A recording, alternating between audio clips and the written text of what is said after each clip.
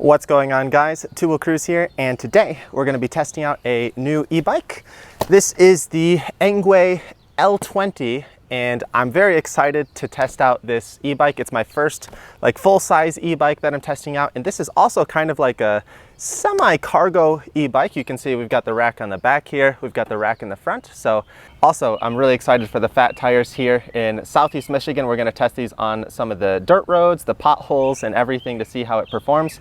And in the beginning of the video, I'm just going to do a full overview of the bike, so go over all the different components. And later on in the video, we'll be doing a test ride to see how it performs. So let's go ahead and start looking at the bike. This is a 960 watt peak power, 48 volt, 13 amp hour battery. It's a hardtail with only front suspension. We've got 7 gears on here. And these are some smaller wheels. So we've got 20x4 fat tires. And the max speed on this bike is supposedly 25 miles an hour, so we'll be testing that out. So let's go ahead and start looking at some of the components. You'll notice right away in the front of the bike, we've got a BMX style handlebar. So this is pretty new for me. And over here, we've got the shifters. We've got a twist grip here. This is so you can activate the motor. And we've got 7 different shifters here. I actually really like this shifter. So you push it this way to go up a gear and then push it this way to go down a gear. So some Shimano 7-speed. All of the cable routing is very clean, very organized. Over here on this side, we've got the brake, and you can see we've also got the computer. So I'll turn that on right now. I still got the protective cover on here. So we've got our speed here, miles per hour. This is what gear mode that we're in, and this is the trip odometer. So you can do plus or minus here to go up. This is level 1.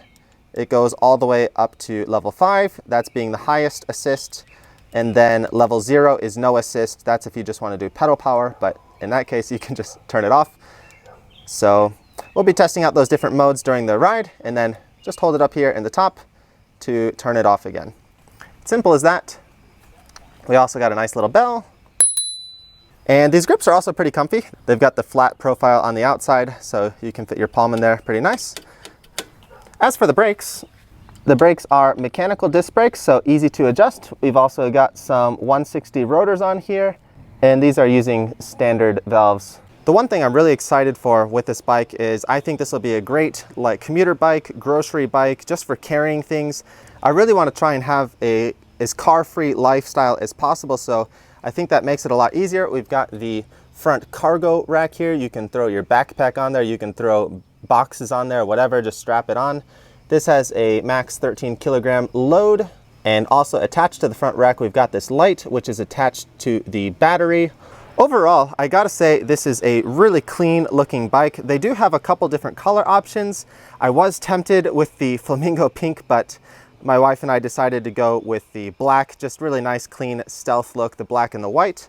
And yeah, just overall very clean bike. It is a step-through frame, so it's very easy to get on and off, which I actually really prefer these kind of step-throughs for these kind of bikes because they are very heavy. So it's just a lot easier to get on and off, especially if you're carrying a load. It also comes attached with a full fender set. So we've got our fenders in the front, our fenders in the back connected with the rear rack. We've got a standard front suspension up here. Nothing too crazy, but it does allow for a few different adjustments as well as a lockout option. The bike is a 1x setup, so we've got the front crank here. It also came with these pretty nice pedals actually. These are some metal Well-Go pedals, and these have been performing pretty well for me so far. We've got a guard to keep the chain in line there. This is the battery. It actually gets removed very easily. I'll show you that in a second, but let's continue on with the drivetrain. The bike is a little dirty right now because I've been riding it on some of the local dirt roads. It's been really dusty. We've got a Shimano tourney rear derailleur here. And also, this guy wants to join in on the video. This is Dexter. This is my buddy's dog. He got in a little fight with a much bigger dog, and he's got puppy teeth, so he ended up biting the other dog, which made the other dog bite him. But he's just healing right now. He's just got the cone on to make sure he doesn't scratch his wounds. He'll be fine in about a week. A bit back to normal. And back here you can see we've got this rear light. This actually goes on when you use the brake lever, which is really cool. And my family, when they tested the bike, they were really impressed with this feature. The rear rack has a max load of 25 kilograms. We've got some different bolt options, some strap options. So going back to the battery and saddle, this bike is actually pretty well sized, and I'm about 6 feet, 183 centimeters. I can get a full extension that I do on my normal bikes, which is great. It's just got a quick release lever so you can adjust that. There's also a little quick lever here on the saddle. So that flips over just like that, and you can pop the battery out. If you want to bring your bike inside, you can just charge it like this, but what I like to do is I like to always remove my battery and take it inside and charge it inside. That way is just a lot easier. So you can use the key to lock the battery. You can see there's a little lock back here. This bike also needs to have the key in to be able to turn on the computer here. If it's not in, that won't turn on. So if we turn this off, the battery here will automatically go off. And if we want to unlock it, we can just twist it that way, and then we can just pull the battery out. Just like that, bring it inside and charge it up. One other thing I like about this bike is just this heavy duty kickstand that they have on here. It just works really well with this bike, and with these kinds of bikes, it's just really nice to have a kickstand.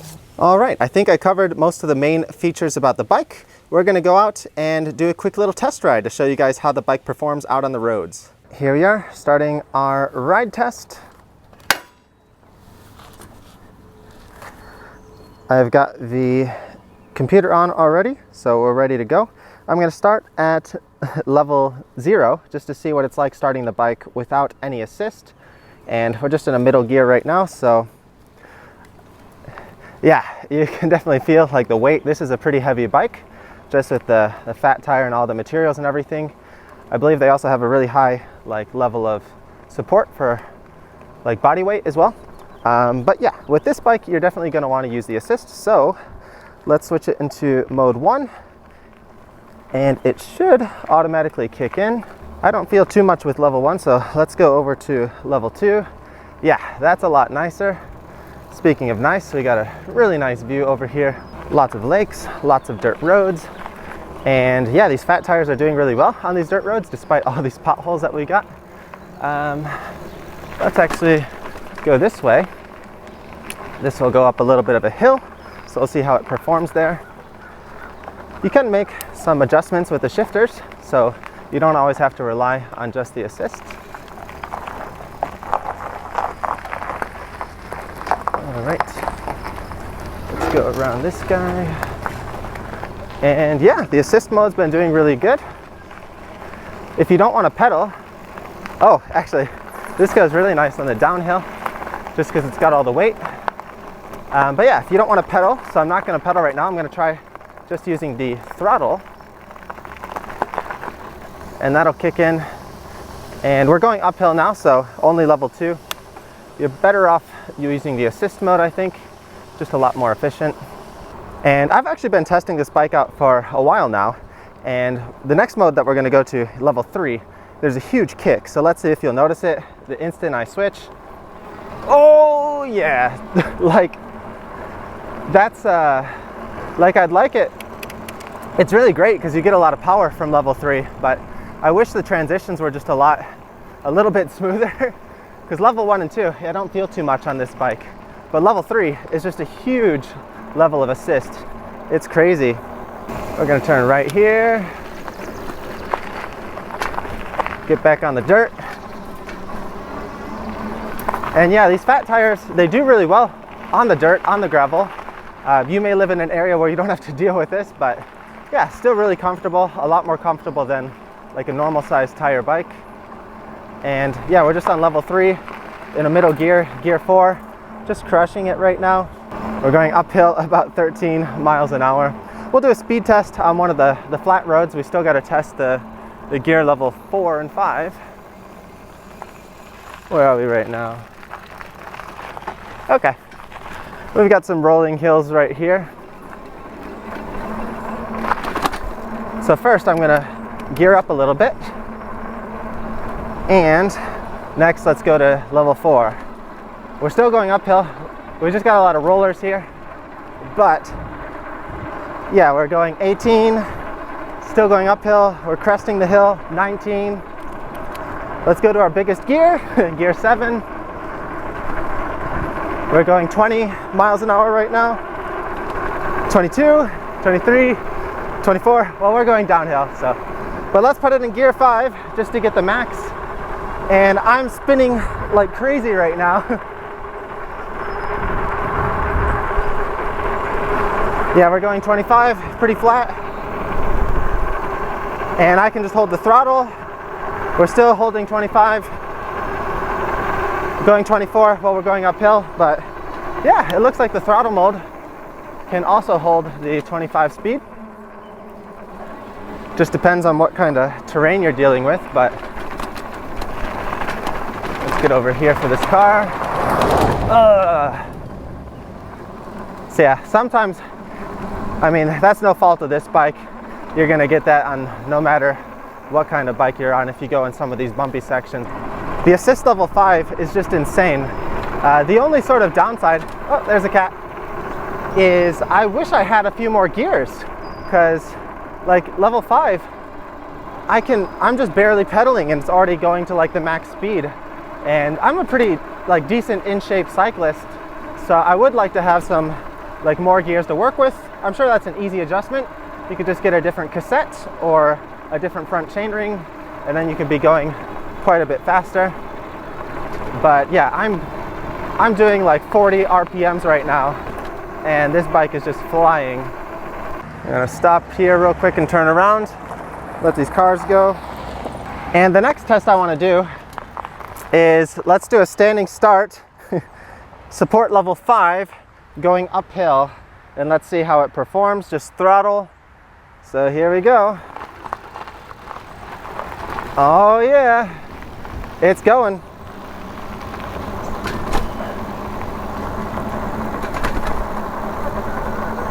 So we're going 13 miles an hour with no momentum, going uphill.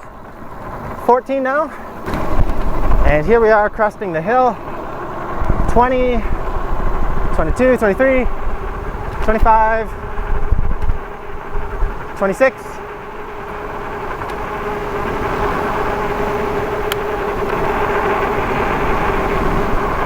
So there's probably some kind of limiter in there, because I definitely felt the like engine turn off once it reached 25 on the downhill. Like it definitely could have pushed a little bit more.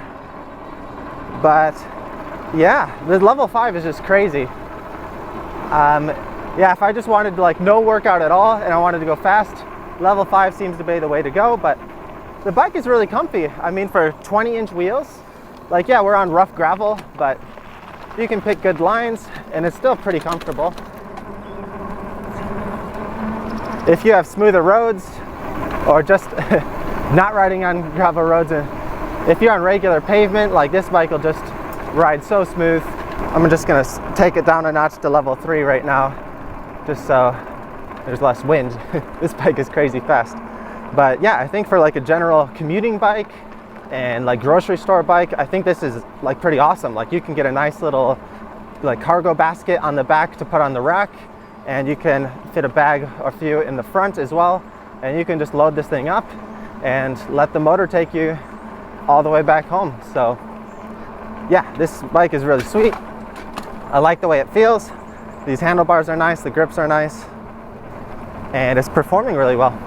This bike actually retails for about $1,200, and I think they have some sales going on right now. You can get $200 off your order, so I'll leave a link to their website. You can go check it out. And they have a couple different colors. I was really tempted to get the pink one. It looked really cool, but my wife convinced me to get the black one, and I've been pretty happy with it. So full disclosure though, this bike was sent over to us to review by ENGWE, but my opinions are my own, and I'm fully transparent with all my thoughts about the bike, and I'll be doing a longer term review on this bike as well to see how it performs over time. But for first impressions, I've been really excited riding this bike. It's been a lot of fun, and I've been letting my family, my friends test ride it, and they've all been having a blast. Like, none of them had ever ridden e-bikes before, so I'll be filming some videos, getting their reactions and sharing that with you guys as well. And I'm also going to be testing another e-bike while I'm here in Michigan, so that video will be coming up soon as well. We'll be comparing, that one is a 26-inch fat tire bike, this one is a 24-inch fat tire mountain bike, so a few little differences. And let's do the no-handedness. Oh yeah, this thing balances great. This is my first time, I think, doing like a no-hand test. Check out all those mailboxes, just a collection of them, jeez. The one last thing I haven't fully tested yet with this bike is the range. It said on their website that this thing has a range of 90 miles, which to me is just insane. But I've got about 20 miles on this bike right now from this one charge. And yeah, then I might believe that this thing can go about 90 miles. We'll see. It all depends on how much assist you're doing. And I've been playing around with like just level 5 full throttle. So if you're doing that, it's probably going to be a bit less, but still anything over 50 is great, because I think like 40, 50 miles is like a pretty standard range right now for fat tire e-bikes. But anyway, guys, I think that's going to wrap up this little ride test here. We'll stop right here at the scenic spot by the canal. But yeah, that's it for today's first impressions and ride review.